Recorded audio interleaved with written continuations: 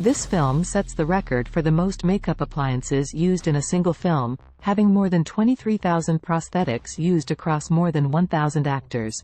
Thor: Ragnarok, 2017. Director Taika Waititi was widely rumored to take over directing from James Gunn after the latter was temporarily fired from the project.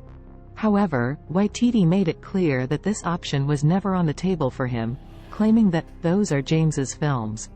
That would be like going into someone's house and saying, "Hey, I'm your new dad, and this is how we make peanut butter sandwiches now." It feels kind of awkward.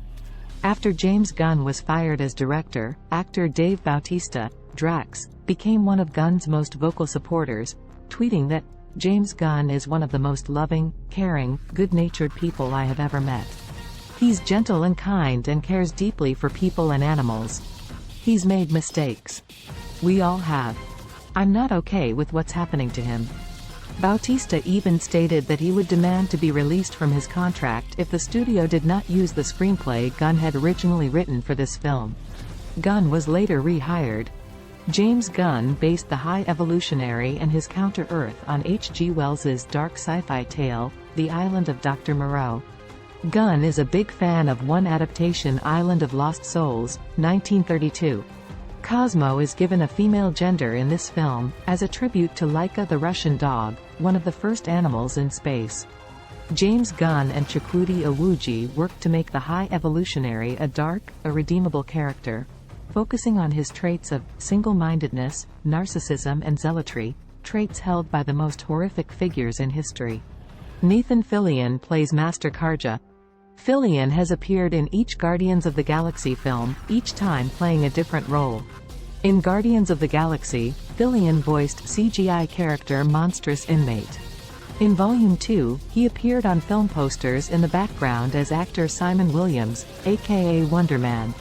Every single song, not including the score or Badlands during the end credits, is diegetic. The first MCU movie to have an uncensored use of "fuck" on its gerund form. Karen Gillan accidentally scheduled a couples therapy session on a day she was shooting a scene for this movie and consequently appeared for the session in full Nebula makeup. Chukwudi Iwuji's screen test for the film was shot on the set of Peacemaker, 2022, with that series crew, and Marvel repaid the favor by letting Gunn use the Volume 3 set and crew to film the season finale's Justice League scene.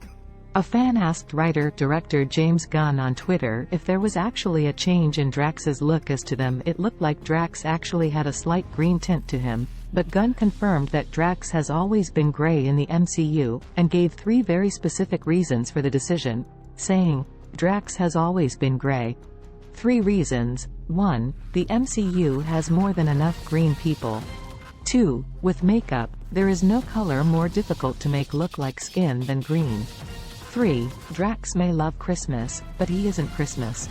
The character Adam Warlock was going to appear in the previous film, Guardians of the Galaxy Volume 2, 2017, but was cut out since James Gunn felt it had too many characters.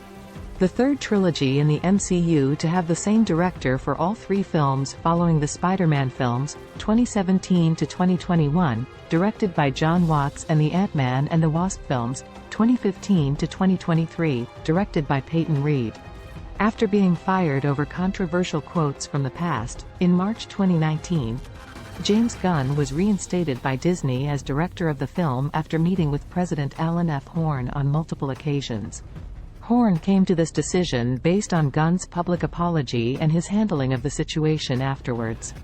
Gunn had never fought his firing, and stated that, "My words of nearly a decade ago were, at the time, totally failed and unfortunate efforts to be provocative. I have regretted them for many years since, also because they don't reflect the person I am today or have been for some time." Gunn did not start production on this film until his work on The Suicide Squad, 2021, was completed. Nebula has a new nanotech weave arm in this film, which was an upgrade made for her by Rocket. Director James Gunn confirmed Rocket made this arm for Nebula to thank her for gifting him Bucky's detached vibranium arm in the Guardians of the Galaxy Holiday Special, 2022. Will be released on the 6th anniversary of its predecessor, Guardians of the Galaxy Volume 2, 2017. Announced a month before the release of Guardians of the Galaxy Volume 2, 2017. Released exactly 6 years after Guardians of the Galaxy Volume 2, 2017, this marks the longest gap between an MCU film and its sequel, surpassing the record set by Doctor Strange, 2016, and Doctor Strange in the Multiverse of Madness, 2022, released 5 years and 6 months apart. The 32nd film in the Marvel Cinematic Universe. Lilla, aka Subject 89Q12, is an otter creature voiced Linda Cardellini that befriends Rocket. That makes it her second role in the MCU, as she also played Hawkeye's wife Laura Barton. Cardellini was also a past collaborator with James Gunn on the live-action Scooby-Doo films, Scooby-Doo, 2002, and Scooby-Doo 2, Monsters Unleashed, 2004, as well as Super, 2010. James Gunn announced that John Murphy will be the music composer for the movie, and this will be the first time that it won't feature Tyler Bates, who composed both Guardians of the Galaxy, 2014, and Guardians of the Galaxy Volume 2, 2017.